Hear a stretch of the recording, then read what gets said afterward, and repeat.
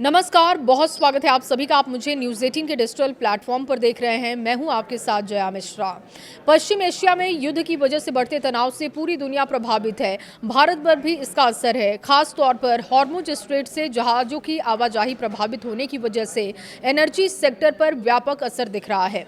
पिछले दिनों ईरान ने कुछ भारतीय जहाज़ों को हॉर्मुज से गुजरने की अनुमति दी। अब बताया जा रहा है कि रणनीतिक रूप से महत्वपूर्ण हॉर्मुज के पास भारत आने वाले 22 जहाज फंसे हैं और इसे सुरक्षित निकालने के लिए कूटनीतिक मुहिम तेज कर दी गई है।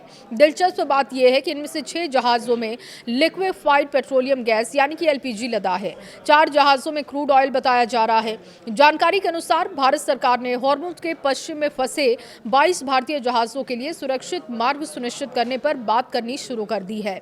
विदेश मंत्रालय ने बताया है कि भारत क्षेत्र के कई देशों से संपर्क है ताकि ऊर्जा आपूर्ति प्रभावित न हो, भारतीय जहाज सुरक्षित रूप से अपने गंतव्य तक पहुंच सके।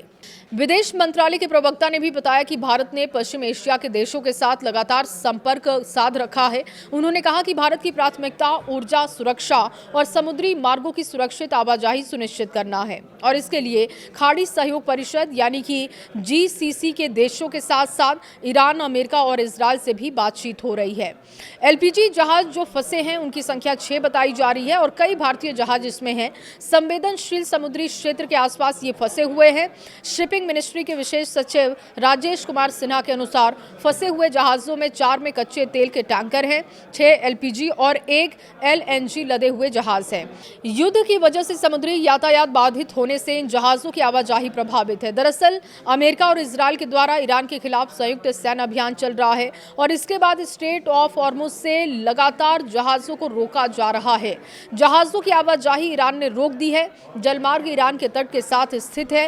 ग्लोबल एनर्जी सप्लाई के लिए बेहद महत्वपूर्ण है। दुनिया के लगभग 20% कच्चे तेल और समुद्री मार्ग से होने वाले एलएनजी आपूर्ति इसी रास्ते से गुजरती है।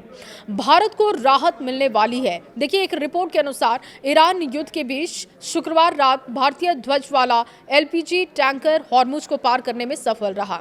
शिप ट्रैकिंग डेटा के अनुसार शिपिंग कॉर्पोरेशन ऑफ इंडिया का विशाल गैस कैरियर शिवालिक शुक्रवार की देर रात हॉर्मुज को पार कर ओमान की खाड़ी में पहुंच चुका है। समुद्री ट्रैकिंग सेवा मरीन ट्रैफिक के अनुसार शनिवार तड़के करीब 12:45 पर इसकी अंतिम लोकेशन ओमान की खाड़ी में देखी गई और इसी के कुछ समय के बाद शिपिंग कॉर्पोरेशन ऑफ इंडिया का ही एक अन्य बहुत बड़ा गैस वाहक नंदा देवी भी जलडमरू मध्य पार कर चुका है। इन दोनों जहाजों में कुल मिलाकर 92,000 टन से अधिक लिक्विफाइड यानी कि तरलीकृत पेट्रोलियम गैस एलपीजी लदी हुई है।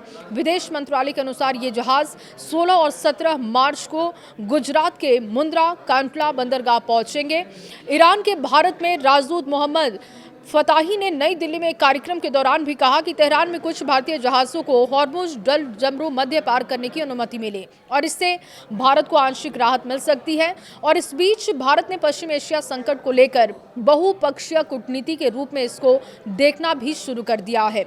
विदेश मंत्रालय के अनुसार भारत ने ब्रिक्स देशों के बीच भी इस मुद्दे को अपनी सहमति बनाने की तरफ ले जाते हुए भारत दिखा है। फिलहाल भारत ब्रिक्स समूह की अध्यक्षता कर रहा है जिसमें ब्राजील है, रूस, चीन और दक्षिण अफ्रीका के अलावा हाल में ईरान समेत कई अन्य सदस्य भी शामिल हुए।